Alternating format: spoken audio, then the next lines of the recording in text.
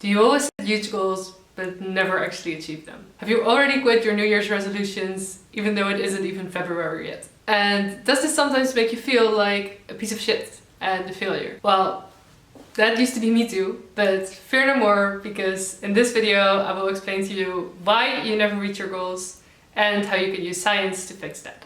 Hi, my name is Jael. I study educational sciences, and on this channel I share with you all the proper science-based stuff that you need to know in order to be the best student you can be with the least amount of time and stress possible. So I used to be notoriously bad at achieving my goals. Like every year I would set goals of eating more healthy, doing more sports, reading more books, and I would never, never ever actually achieve them. And then I saw all these people around me manifesting luxury vacations and prestigious jobs. And don't get me wrong, I don't have anything against manifestation or law of attraction or anything like that. If it works for you, then that's absolutely amazing. But it's just not really my thing. I just really don't believe in it. Yeah, it's just not for me. So I had to go my own route and do some research, and I actually managed to find out why I was so bad at reaching my goals and also what I could do to change that. And I would love to share them with you today. Oh, and before I forget, this video is part of a small two-part series on goal setting, and in my next video I will show you how I use Notion to actually implement these approaches in my life. So don't forget to subscribe if you don't want to miss out on that. And then let's get on to the video. So research has found that one of the main determining factors of whether people reach their goals or not is self-efficacy. And now that I'm saying that, I really hope I am pronouncing that right, because I think I've only ever read that word and never heard it spoken out loud. But self-efficacy is the scientific term for the belief that you can actually do something. So if you believe that you can do something, such as riding a bike, you have high self-efficacy. And if you don't believe that you can do something, you have low self-efficacy. So if you have trouble reaching your goals, it's probably because you don't actually believe that you can reach them. And when I first read about this, I was like, ouch, because it was very relatable.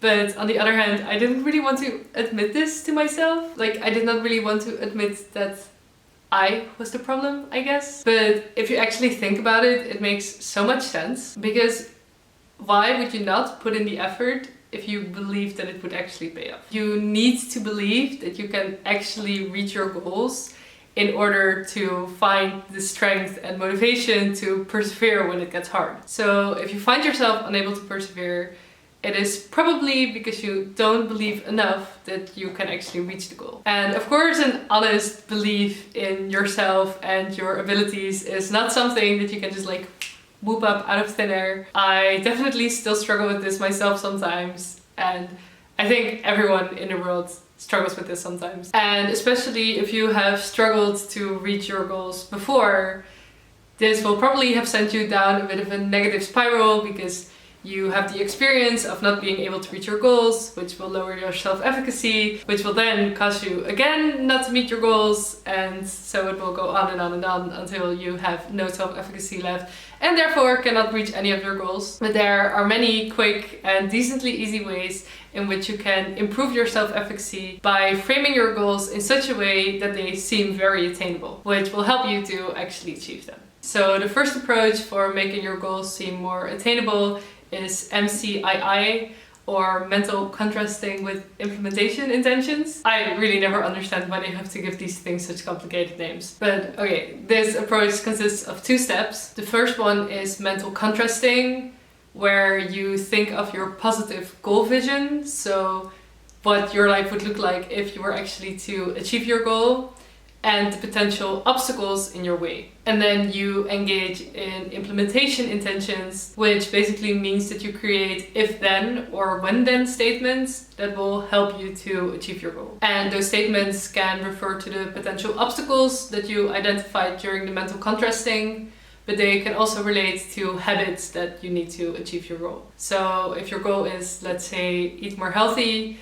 then an example of the former is, if I crave something sweet, I will eat a fruit. And an example of the latter could be, when I wake up in the morning, I will make myself a vegetable omelette. And these if-then or when-then statements give you handles or rules that will help you to actually implement the behavior that you need to reach your goals, and also help you to identify ways in which you can deal with any potential obstacles. And this will increase your self-efficacy because you know that you know what you need to do in order to reach your goal. Inception.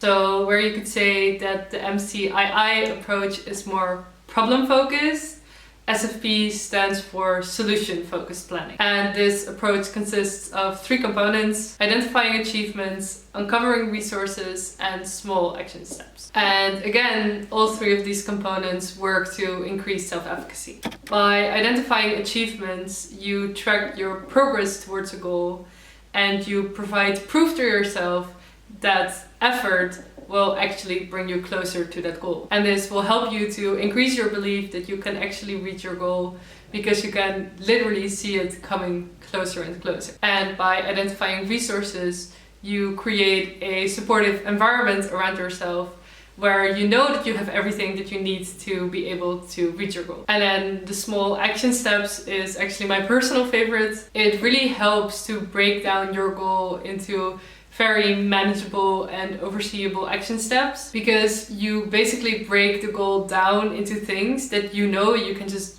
go and do. And this has helped me so much whenever I had big assignments such as writing a 5,000 word paper, because writing a 5,000 word paper sounds really scary, but simple steps like identify 5 sources and write an outline for the introduction sound so simple that you know you can just do them. And because I know that all those small, easily executable steps will lead me to the end goal, I actually believe that the end goal is within reach. And of course you can combine the problem-focused and the solution-focused approach and mix and match the components in a way that works for you. Because in the end, it's just all about making your goals seem doable so that you are actually able to work on them instead of being crippled by anxiety and self-doubt, which again, I'm also sometimes very, very guilty of. And don't forget to subscribe if you want to see how I actually implement these approaches in my goal setting in Notion, because that video will go up later this week. I really hope that you enjoyed watching this video and that it was helpful. If you did, make sure to give it a like so that others might find it as well. And let me know in the comments what your goals are for the upcoming semester. Also let me know if you have any further questions about goals or any other study related topic that I could talk about in the next video. And of course don't forget to subscribe if you would like to see more videos from me. Thank you again for watching, and I wish you lots of love and a life of learning.